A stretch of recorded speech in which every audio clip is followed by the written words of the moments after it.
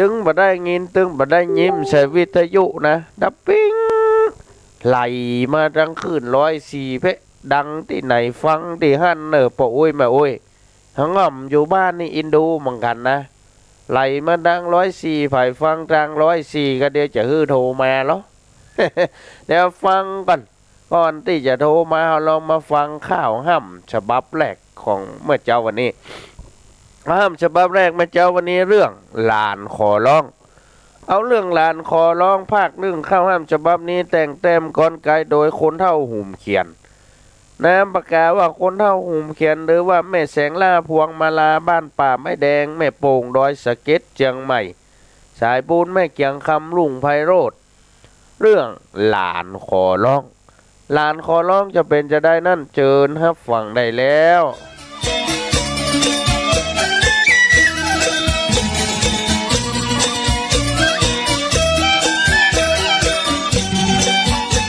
อุ้ยจ้ะอุ้ยจ๋าหันมาทางนี้เจิญมานั่งนี่ร้านนี้จักถามเมินนานแต่เล่าอุ้ยเฝ้าเลี้ยงหลานใหญ่หน้ากาบานเมินนานบ่หน่อยครอบครัวของหลานไข่การเป่งป้อยมีลูกหลายคนลึกลักอุ้ยเลยเอาหลานมาเลี้ยงฟูมฟักเหมือนลูกเหมือนเจ้าผูกพันแต่เล็กแต่น้อยอุ้ยหลานอยู่กันเมินนานเปรียบดังลูกเจ้าดังกำโบราณไข่การบอกเจ้าฮักลูกยังเบาจัดนักฮักปอผามานฮักหลานเตะดักฮักกลัวลูกเต้าเนินนายอันนี้มีแต่จะแก้ขยายสุดสันบรรยายตัวใจหลานเจ้าหลานใหญ่โตมาด้วยมืออุ้ยเท่าเจริญวัยเอาเน่แต่พ่อแม่ของหลานเปิ้นมีข้อแม่บ่หูจักแก้สันใดแต่เปิ้นก็ฮักลูกเปิ้นมีหลายอุ้ยยิงอุ้ยใจจุ้ยเลี้ยงหอบอุ้มได้หลายขวบปีบ่มีเรื่องกุ้มหลานเจริญวัยใหญ่นักจากไล่เดียงสาแก่นแม่ถามตักควักถามอันอีเนินนาย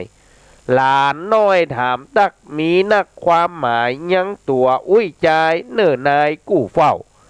อายุอานามอุ้ยก็แก่ก็เท่า40คูณเอา2ครั้ง40คูณ2ครั้งเท่าใด4288008เถอะกะ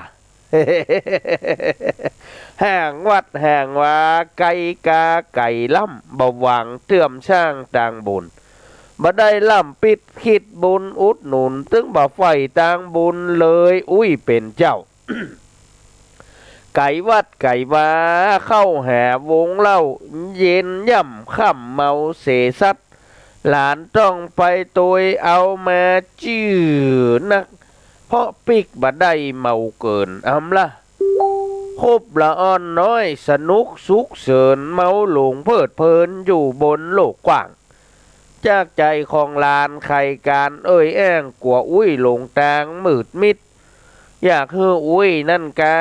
เปลี่ยนใจได้คิดล่ำปิดเปลี่ยนสร้างต่างบนเลิกเล่าลดละสนับสนุนลานขอตอบบุญแทนกุลอุ้ยเจ้าที่เลี้ยงหลานแม่เหมือนดังลูกเจ้าเหมือนเลี้ยงพ่อแม่อย่างนั้นกำขอร้องหลานเนื้อบัวปันจันหลานขอกราบอันวิงบอนฮักอุ้ยฮักอุ้ยแต่พ่อคนเปรียบฮักอุ้ยเนี่ยเปรียบแต่เนี่ยเหมือนพ่อคนที่สองบักเกยสะออนโกธาโคตรใหม่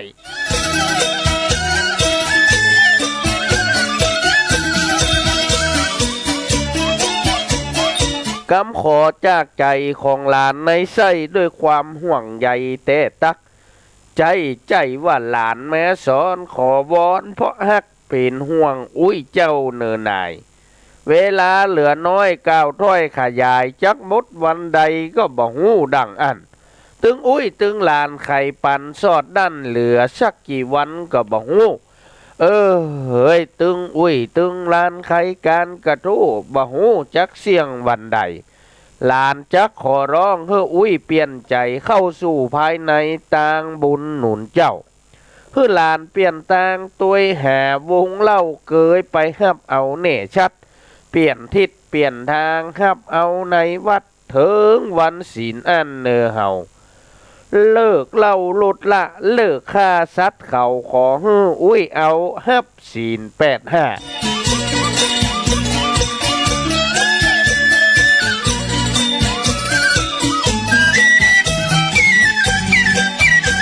นำมาสั่งสอนลูกหลานเนื้อข้าพระธรรมนำป่าชีวิตหลานคงจะสุขใจแม้เพียงแต่คิดหากอุ้ยทำได้เพียงพอเป็นกรรมขอลอง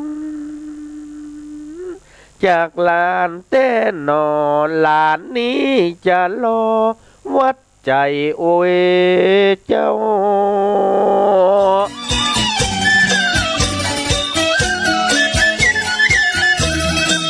ขอยุติก่อนกำวอนแบบเบ้าจะขอดูเรายังพักข่าวเรื่องอุ้ยลานใครการตอบจักยุติเจ้าเอเนอร์นายข้าวห้ามบทนี้ก้าวจี้ขยายได้เขียนบรรยายมายาวบ่สั้นมาม่วนอย่างใดอภัยดังอันอดใจแล้วก็อดฟังเอาเตอะลายมือก็เหมือนเดิมอุกอย่างอุกยุงเลอะเทอะหวังว่าท่านเจ้าคงชินก้อยเก็บก้อยเก็บก้อนไก่ใจอารมณ์สินบะเมือนตัวพิมพ์มันบ่ถูกต้อง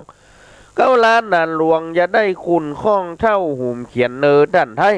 จิบนิ้วไว้แตนมาลาดอกไม้บทนี้จักได้อำลาวัดจะแนยุติเจ้าตัวนี้ลวดลาไปก่อนแหละนายเฮ้ย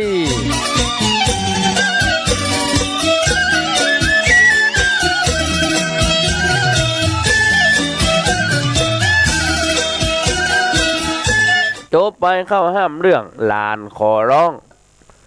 จากคนเท่าหุ่มเขียนหรือว่าแม่แสงล่าพวงมาลาบ้านป่าไม่แดงสายบุญแม่เกียงคำลุงไพโรดท่านผู้ฟังที่ฮักลูกท่านลานขอร้องบนมาว่าขอร้องอุ้ยนื้อ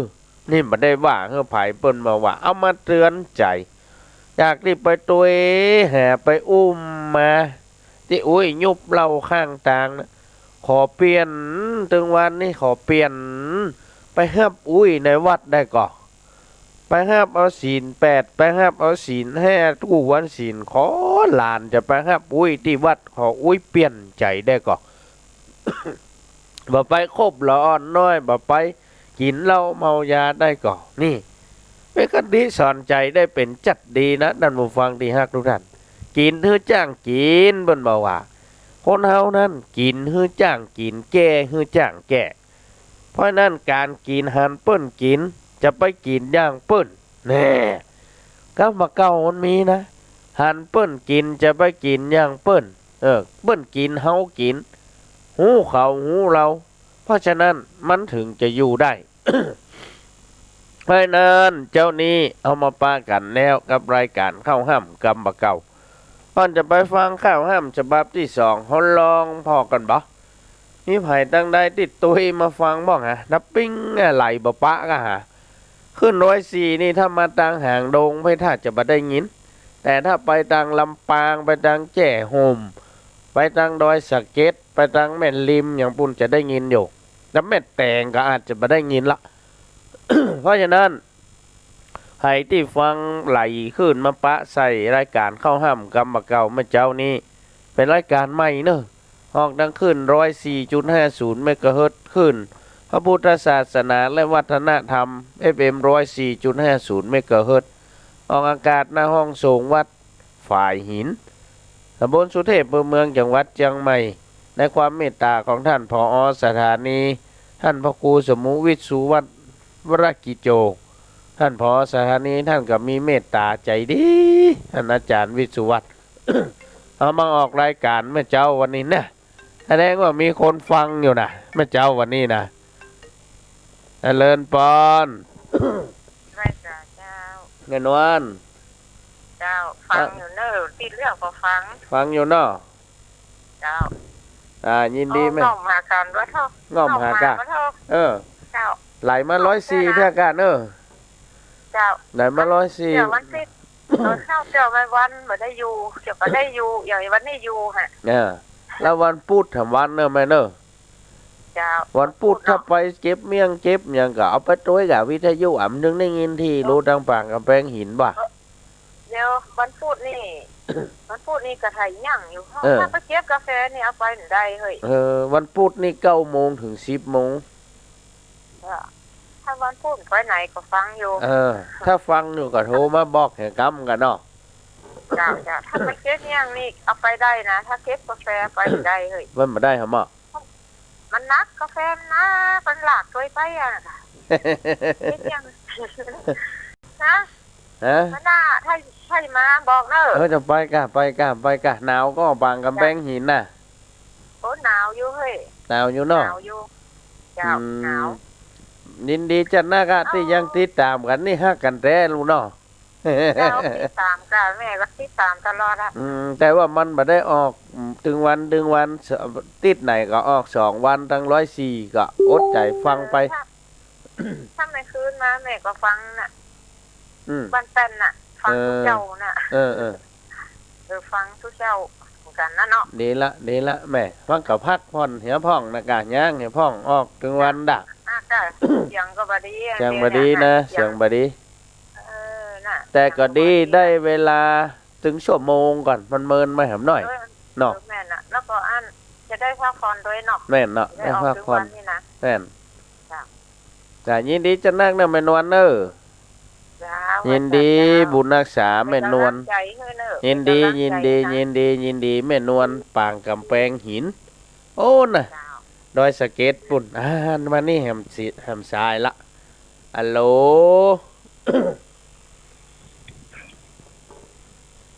ฮัลโหลสวัสดีเจ้า ฟังอยู่ไหมเจ้า ฟังอยู่เนาะ เป็นชัดเจนเลย ชัดเจนกะมาตัวฟังกันนี่แสดงว่าแฟนพันธุ์แท้โลนี่เนาะ ก่อนนี่จะไปฟังข้าวห้ำขอมอบเพลงนี้คือกับแม่สีจ๋าอำเภอแม่อ่อนสมศรี1992เชิญรับฟังได้แล้วเนอะ ต้องหาไปเนอะ มาด้วยหาด้วยเนาะ ยินดีจะดักเด้อแม่สีจ๋ายินดีเจ้ายินดี บอกกับพี่ดีๆสิจ้าชายที่เจ้าตามมาหรือไม่ได้ชุดมากันแน่ได้ยินเสียงแล้วอยากเสียตัวพอเห็นหน้าแล้วหงายหลังเลยข่าวคราวหายไป2-3 ปีนึกว่าไปได้โอ้สิน้องมาหายตัวพ่อแม่อยู่นะให้พี่มาตามหาจนทั่วมาพบสภาพผู้หัวขายตัวผู้ชายเลยมาโอ้เป็นเพียงนี้เชียวหรือแฟนเราสีไม่น่ามัวเมากลิ่นเท้าน้ำกามกามาที่ต้องตะลึงคาดไม่ถึงว่าสิจะกล้าติดเบอร์เขียนคิ้วเขียนตาในตู้กระจกที่แดงบอกกับพี่สิจ้าชายที่เจ้าตามมาหรือแม่นาชุดมากันเองที่รอคุณหัวมาขายตัวที่นั่นของพี่เองหรือสิเป็นใจกันเองดูเปลี่ยนแปลงเป็นคนละคนกลับหน้าเธอสิหนีไปด้วยกันแล้วไม่ต่างสวรรค์อยู่บ้านท้องนาหมดอย่าลงไฟแดงส่องสีแสงเผาหน้าเหี่ยวยนจะพาไปรดน้ำมนต์ล้างเท้าเป็นดาวบ้านนา ปิกลูกกรุงเทพมาเหียนจะปาไปรดน้ำมนต์นะ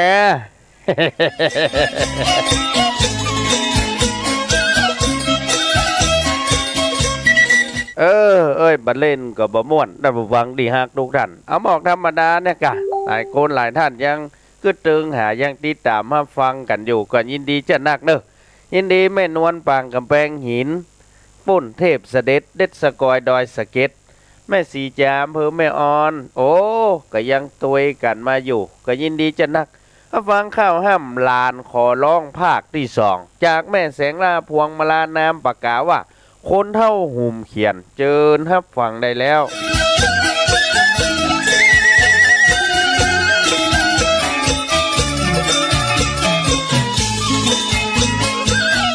10 นิ้วไว้สาวันตากาบน้อมแตนดวงดอกส้มมาลาข่าวใสก้มกาบนบเขาลบจากใจมีมโนในสดใสเป่งป้อยจากเท่าหุ่มเขียนค้นสาวเหลือน้อยประดิษฐ์ประดอยก้อนไกเรื่องอุ้ยกับลานไขการบอกไว้ภาคสองจักได้นำมาเรื่องลานขอร้องปากป้องเจียนจาจะขอนำมาเรื่องลาวก่าวถ้อยเรื่องอุ้ยเรื่องลานไขการเป่งป้อยยังมีเรื่องลาวแถมนักเป็นเรื่องอุ้ยยิงอยู่กับหลานฮักเลี้ยงดูอยู่เฝ้ามาเมิน2 คนหลานอุ้ยบอกเคยแห่งเหินอยู่กันมาเมินเหมือนลูกเหมือนเต้าอยู่ตัวกันมาจนอุ้ยแก่เท่าเฮ้ยอายุอานามก็จัดนัก70 ปลายตามบัตรนี่บอกชัดประชาชนท่านยืนยันส่วนหลานน้อยนั้นหนุ่มล้ำสกันหิหาทำงานเลี้ยงดูอุ้ยเจ้า2 คนอุ้ยหลานจึงมามีเรื่องเศร้าหลายปีหลายเดือนแต่หลานมาแปลกใจในตัวอุ้ยนักตั้งแต่อยู่อันกันมาบ้านเฮาโลงนี้ก้าวจี้เจียนจาเปิ้นเข้าวัดวาทำบุญกันเจ้ากินตานเนื้อตัวกู้เฝ้าสงสัยอุ้ยเฮาแต่และเฮ้ยอย่างมาบ่าหุมวัดบ่าหุมมาแจ้งมากับแบกเสะออกตุ่งซ่อนของข่าวฝนตกฟ้าห้องบ่าหูฮ้อนหูหนาวเฮ้ยออกตุ่งกู้ข้าวปูป่าตึงบะกันบางเตือก็เอาหอยมาขังอยู่หั่นหลายคืนหลายวันนักล่ำบ่ฮอดจะเอาลักไปปล่อยน้ำถึงปู่ป่าอันเนินนายได้จ่อยชีวิตได้พ้นความตายผลบุญกระจายฮื้ออุ้ยดังอันในฐานะลานไขการปากต้านฮื้ออุ้ยเปลี่ยนตางเปลี่ยนทิศเลิกเหียลดเหียฆ่าสัตว์และกระตัดชีวิตเปลี่ยนจิตใจสร้างต่างบุญหลานอยากช่วยอุ้ยกำจูอุดหนุนตอบแทนพระคุณเลี้ยงหลานแม่อันอุ้ยได้ฟังหลานไขการสอดดันกำหลานจำนั้นบอกอุ้ยเนี่ยโอ้ยอุ้ยบอกว่าโอ้ยก็เท่าก็แก่ละนะจะตอบแทนคุณอุ้ยนะมาใจแจ้งเจ้ามาแบกแสะแบกจำไปดึงวันย่างกะโอ้ยอย่าไปมายุ่งเนี่ยด่าหลานครับแล้วมาปากกับคุณนักนะเอาเห็นล่ะ ก็เป็นห่วงอุ้ยนะอุ้ยแก่อุ้ยเท่าถึงวันนี้สู่ใหญ่กับกูเนี่ยจะไปปากกูจะไปเสาะปูเสาะป่าดักเหี้ยวใส่อย่างกันเรื่องกูกะโอ้ยเท่าละโอ้ยก็เลิกกันละเข้าวัดเข้าวาพ่องกะนู่นถึงจะเข้ามาถึงเวลาเนี่ยจะเข้ายามใดเนี่ยท่านผู้ฟังที่ฮักทุกท่านเขาจะเข้ายามใดจะเข้ายามเมื่อมีลมหายใจนี่กะว่าจะเข้าวัดยามติมันมีลมหายใจแล้วเพื่อนหามไปเข้านั่นมันก็เป็นคติสอนใจได้เป็นจัดดีนะจะเข้าอย่างใด จะเข้าวัดเนี่ยมีชีวิตลมหายใจนี่หรือว่าจะฮื้อเปิ้นหามไปเนี่ยบ่มีลมหายใจล่ะนี่นะเป็นคติสอนใจได้เป็นจัดดีนะเพราะฉะนั้นนี่หลานก็เป็นห่วงอุ้ยนะเออุ้ยก็ฟังหลานเห็นหน่อยเตอเนี่ยนี่กะ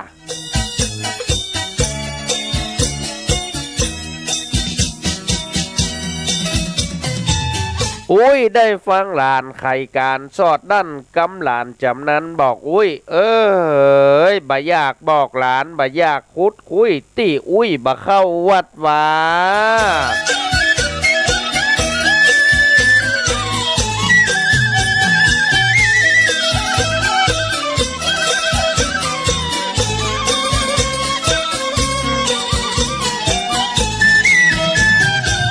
มันเป็นจะได้อุ้ยบ่อยากเข้าวัดเข้าว่ามันมีข้อแม้นะหลานเฮ้ยจักแก้ไขจะบอกหลานออกมาเหตุผลคนเท่าอุ้ยบ่ชอบไปวัดเพราะตู้เจ้าใส่บาทเลิกเอาก็ขวายนักฮะไอ้วัดตึงวันนี่มันเลิกควายกะอุ้ย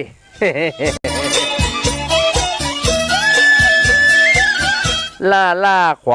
ายบรรยายคึกคักกำนั้นแก่บ้านเนือนายเรื่องไร้สาระธรรมะบ่หมายเพี้ยนกันบรรยายเนื้อนายหลานเจ้าพระเจ้าพระสงฆ์นั่งยายรอเฝ้าฮื้อศีลฮื้อปอนกับเมินนักเฮ้ยเตี่ยปอเลยเพนไปเมินเตะตักเลยอดสันเข้าก็มีบางว่าบางวัดศรัทธาลูกหนีบางวัดก็มีดังอุ้ยอ้างบางวัดเปิ่นดีมีเป็นบางบ้านบ่ได้เนอะอย่าหมายรวมความกันเต้หลากคนหลากหลายควรได้แยกแยะอย่าจ่าสอดดันรวมความเข้าห้ามบทนี้กล่าวจี้เรื่องหลานจบตามตำนานภาค2ดังอัน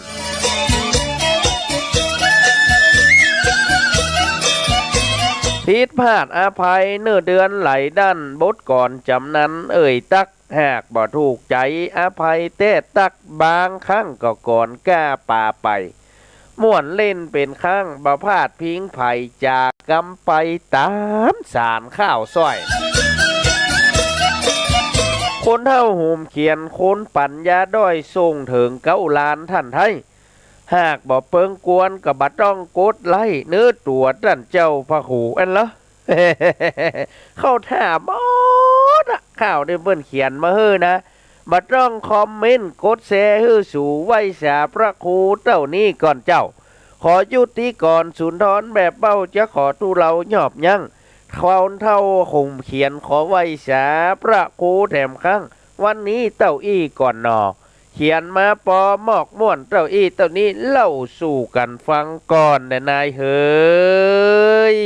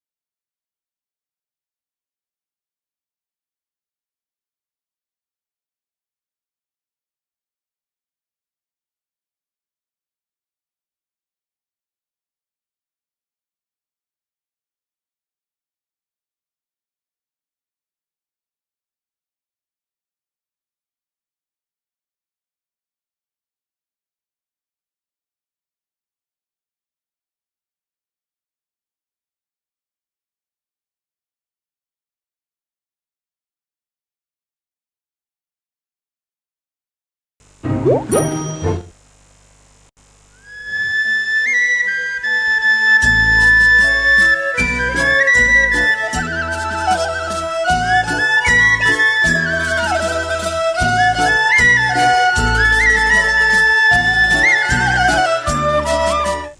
ไปคนเท่าหูมเขียนเรื่องลานขอร้องภาคสองด้านผู้ฟังที่ฮักทุกด้านโอ้เวียงพิงดังเวียงสวรรค์ มาปากันพระเจ้านี่ก็ม่วนประแบบนะกินข้าวงายประตัวหิงแดนอุ่นประตัวฟังข้าวห้ำกำบะเก่าประตัวอู้หลายจะ9 โมงแล้วเด้อ หากได้ไปยังด้านผู้ฟังที่ฮักทุกท่านที่ติดตามมาฟังดังเฟซบุ๊กไลฟ์สดเพจเข้าห้ำเข้าลานหนานหลวงใครที่อยู่ทางบ้านฮับฟัง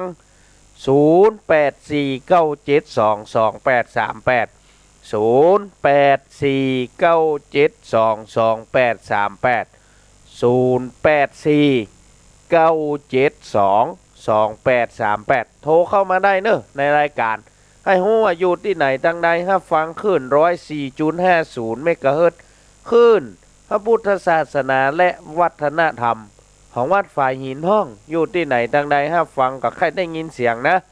แต่อินดูหลายคนตั้งแม่แตงแล้วก็ตั้งห่างโดงหล่อง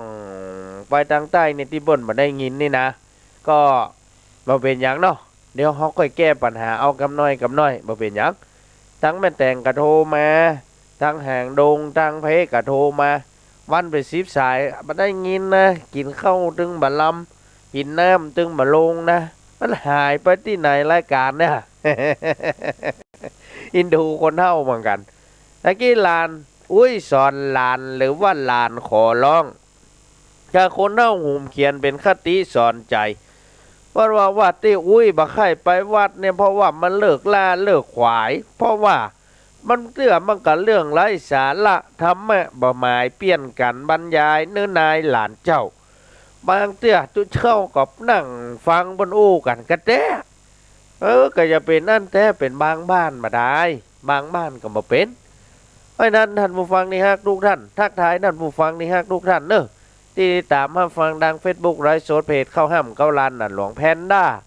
ดาราที่ปัญญามีล้านนาสมศรีสีวิไลสตรอเบอรี่นี่สีชมพูสาธุเจ้า น้าน้องคนเดิมไว้สาเจ้าวุฒิชัยดีเลิศไว้สารันพ่อครูเป็นกำลังใจให้เนอะครับฟังจากชลบุรีครับยินดีเนอะพินทิพย์ชัยชนะไว้สาเจ้าเมื่อล่ำมาได้ฟังง่อมหาข้าวห้ำขนาดเจ้านี่จะตังเมืองนั่นนรงค์ปันทวังพรธนาวิเศษเข้ามาแล้วประยูนเรืองฤทธิ์กัลยาสุภาวะสาธุเจ้าข่ายินดีเนอะเจ้าชายแห่งวังน้ำเมาอยู่เกาหลีก็ฟังอยู่นะครับอยู่เกาหลีบุญกะยาการประโดยฟังประโดยเนาะยินดีจะหนักพัชระไว้สาครับกูมาแล้ว ยอดดอยปลายฟ้าโอ้ยินดีจะนักเนอะฟังอยู่ครับอาจารย์คติสอนใจข้าได้ป่าใครได้ปลาหลิมจะไปคิจิไส้เดือนคติสอนใจจัดดีเดี๋ยวเขาก็ว่ากันใหม่รายการเดี๋ยวเขาก็ตอยปริศนากำตอยก้อยบอกคนเฒ่าคนแก่เพราะว่าบางคนก็บอกโหเตี้ยที่มาอยู่104ไว้สาครับจากไต้หวันครับโอ้นี่จากไต้หวันนะโอเล่กะช่างหยัดบ้านยวมซุปทองม่วนขนาดครับของคนเมืองบ้านเฮานุชจีราชลิกับไว้สาเจ้าด้านละอ่อนโซเปิงแม่แตงยังเสาะหาฟังตลอดในเจ้ายินดีจะนักเนอะมาออกวันติด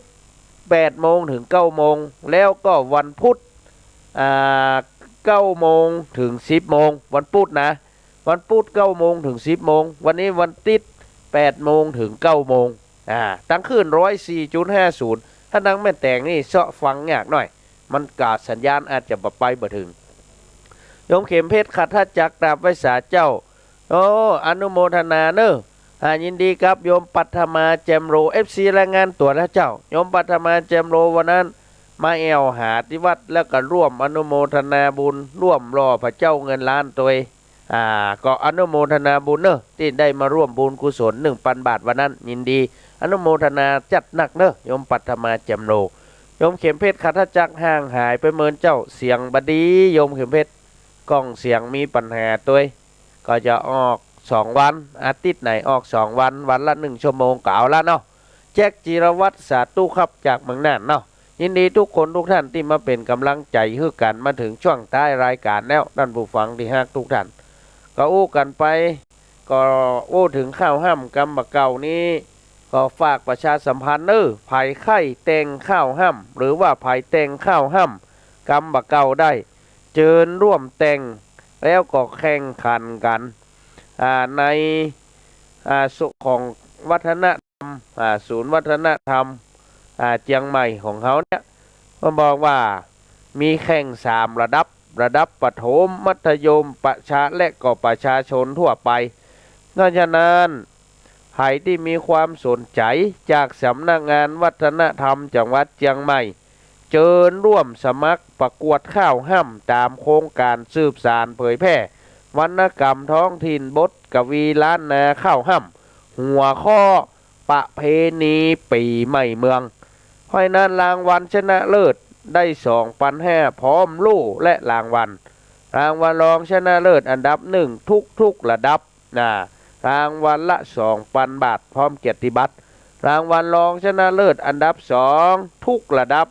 รางวัลละ 1,500 บาทพร้อมเกียรติบัตรรางวัลชมเชยมี2 รางวัลละ 1,000 บาทเนาะรางวัลละ 1,000 บาทใครที่มีความสามารถในการแต่งข้าวห้ำได้ก็เชิญแข่งของสำนักงานวัฒนธรรมจังหวัดเชียงใหม่ส่งได้ถึงวันที่22 กุมภาพันธ์ส่งถึงวันที่22 กุมภาแล้วไผที่แต่งข้าวห้ำกำบะเก่าได้เชิญร่วมแต่งข้าวห้ำอันนี้เพื่อจะแต่งสดแข่งกันสดเลยคือมีแค่7 บทแต่ที่ของสำนักงานวัฒนธรรมจังหวัดเชียงใหม่นี่คือกำหนด12 บทเนอะ12 บทหัวข้อเรื่องประเพณีปีใหม่เมืองแล้วก็เชิญแข่งข้าวห้ำประกวดข้าวห้ำของงานไหว้สาพญาพรหมที่หน้าวัดสวนดอกในเดือนเมษายนของวันที่12 เมษายน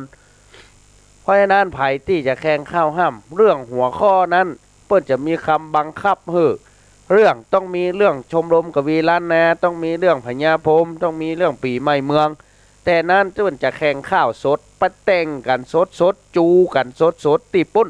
หน้าวัดสวนดอกปุ้นที่อนุสาวรีย์พญาพรหมโวหารปุ้นนั่นวันที่12 เมษายนไผที่จะแข่งข้าวนะไปปะกันหน้าวัดสวนดอกอันนี้ก็ฝากประชาสัมพันธ์โดยชมรมกวีล้านนานักข้าวภาคเหนือและศูนย์การเรียนรู้วรรณกรรมพื้นบ้านล้านนาท่านฟังที่ฮักทุกท่านคนก็คนคนก็สืบคนไม้ก็สืบไม้จักอยู่ได้ยาวไปเพราะฉะนั้นต้องช่วยกันอนุรักษ์ของเก่าแล้วเก็บมาคัดสีไว้เป็นของดีซื้อไปหน้าสำหรับวันนี้มาถึงช่วงท้ายรายการอู้ไล่เหลวปอกข้อมือซ้ายเข็มนาฬิกาพอถึงเวลามาแล้วเนื่อเจ้าจำเป็นจากลายิงใจหนุ่มเท่าเวลาหมดเวลาแห่แล้วไว้มีเวลาก็ปีกมาฟังอย่ากากาดแก้ววันนี้จะขอนำรายการจากลาขอลาก่อนมอนมิตรวงศาวันนี้ขอลาโชคดีเนื้อเจ้าโชคดีเนื้อเจ้าก่อนจากกันวันนี้กำบะเก่าเป็นคติสอนใจข้าเก่าเต่าให้เสือควายมีเขาจะเข็บแมงเวาเลี้ยงไว้บ่ได้สำหรับวันนี้โชคดีมีความสุขเหมือนกันทุกท่านอายุวันโนสุขังปะลัง